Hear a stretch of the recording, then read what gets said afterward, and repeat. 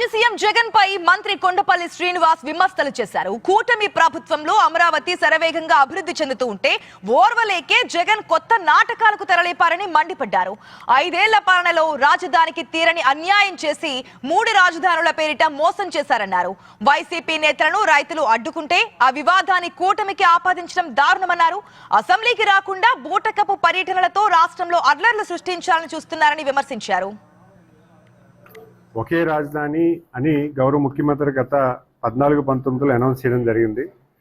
రాజధాని కంటిన్యూ చేస్తానని రాజధాని ప్రజానీకానికి అవమానం చేసి గత వైసీపీ పాలనలో వాళ్ళు ప్రభుత్వం చేరిన తర్వాత రాజధాని నిర్వీర్యం చేసే ప్రక్రియ వాళ్ళు చేశారు. రాజధానిని అవమానించారు. రాజధాని కోసం భూములు ఇచ్చినట్టు రైతులను అవమానపరిచేలాగా అవమానపరిచారు. 3 రాజధానులు అన్నారు. అమరావతి రాజధానికి తగదని చెప్పడం జరిగింది. వాటర్ వచ్చేస్తుందని చెప్పారు, మునిగిపోద్దని చెప్పారు. మళ్ళీ చాలా విధాలుగా రాష్ట్రంలో అమరావతిని కేంద్రంగా తేద్దాం అనుకున్న ప్రయత్నాన్ని పూర్తిగా నీరుగార్చారు. మొన్న మావిగాని అన్నారు, రాజధాని మావిగాని అన్నారు. అంతకుముందేమో 3 రాజధానులు అన్నారు.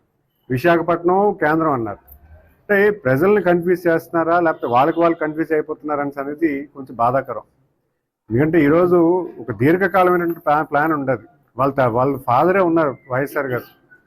అప్పుడు గౌరవ ముఖ్యమంత్రి గారు 2005 నుంచి 2024 1995 నుంచి 2004 వరకు కూడా ఆయన చేసినటువంటి ప్లాన్ అంతా కూడా ఆయన కంటిన్యూ చేయబట్టే ఈరోజు హైదరాబాద్ ఈ నగరం అయింది. ప్రభుత్వ ఆలోచనల్ని, ప్రభుత్వం తీసుకున్న నిర్ణయాల్ని స్వాగతిస్తూ నెక్స్ట్ కంటిన్యూటీ చేయాలి.